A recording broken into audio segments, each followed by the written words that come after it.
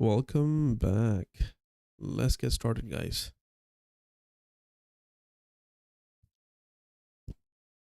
First of all, can you guys hear me? Hopefully you can. Can you guys hear me? Let me know in the comment.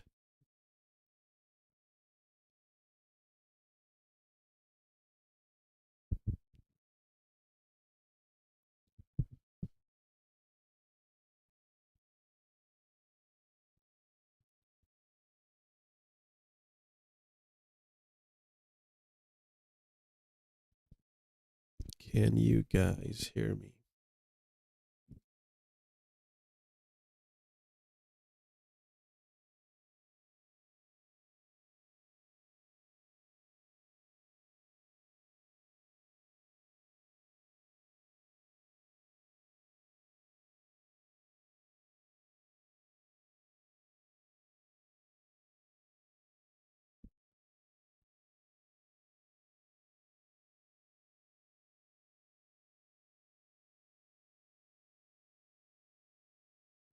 Okay, great.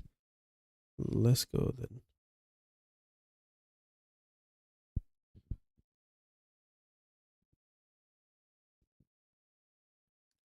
Okay, I was talking about something for the C peptide, as I mentioned here.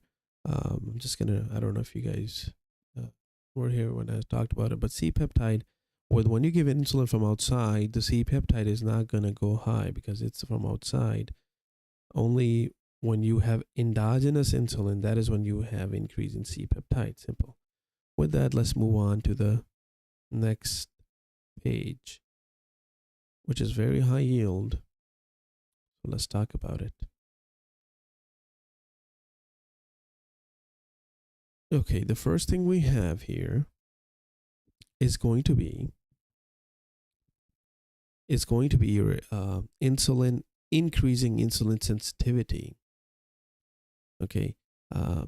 Now, when you increase, if you increase insulin sensitivity, that is done by two drugs, and those are your metformin and your pioglitazone.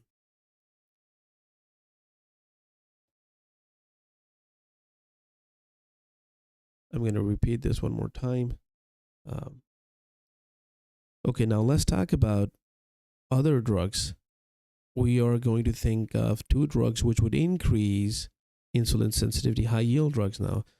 After insulin, we are having this drug to increase the insulin sensitivity. That's going to be one thing is metformin, second thing is pioglitazone. So first of all, metformin, which is a first line drug, let's talk about this. So here what we have is metformin mechanism of action, right? It inhibits mitochondrial glycerol 3-phosphate dehydrogenase, which is M for mitochondrial, GPD for glycerol 3-phosphate dehydrogenase, high yield enzyme. So when you inhibit this enzyme, which is mitochondrial GPD, you are going to cause inhibition of hepatic gluconeogenesis, high yield. So in the hepatocytes, you're inhibiting this mitochondrial enzyme. So you're going to inhibit gluconeogenesis. What is gluconeogenesis? It's the formation of glucose and the action of glucagon. Okay, both of them will be inhibited. Not only that it's going, which is not mentioned, not only is going to inhibit this mitochondrial GPD, but also metformin is going to inhibit the complex 1 of the electron transport chain of the enzyme. So it's going to inhibit, let me just put it here, and it's going to inhibit your complex 1 ETC, which is electron transport chain enzyme as well here. Okay, mitochondrial GPD as well as complex 1 will be inhibited, and that is going to cause what? When you inhibit these two things, it's going to cause decreased cellular energy stores. When you decrease cellular energy stores, now the body does not have energy stores, so it needs energy, right? So what it's going to do is it's going to cause increase in let me just here put it here, increase in AMPK activation. AMPK activation. So it's going to activate that AMPK, and that is going to cause decrease. That is going to cause decreased gluconeogenesis, increase in glycolysis. That is going to cause increase in glycolysis.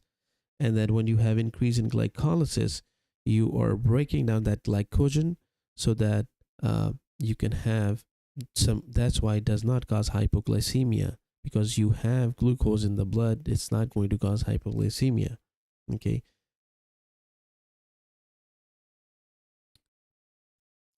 And the second point is peripheral glucose uptake, insulin sensitivity. So let's mention what I talked about, the whole thing again.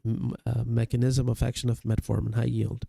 It's going to inhibit mitochondrial enzyme, which is GPD, which is going to inhibit hepatic gluconeogenesis. Hepatic, remember?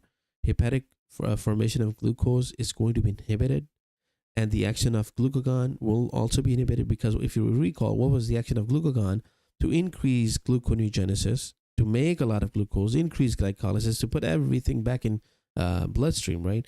But you are inhibiting both things, glucagon and gluconeogenesis, high yield point. Second thing, on the lower side, you can think, okay, it also inhibits complex 1, ETC enzymes. But most importantly, it's going to increase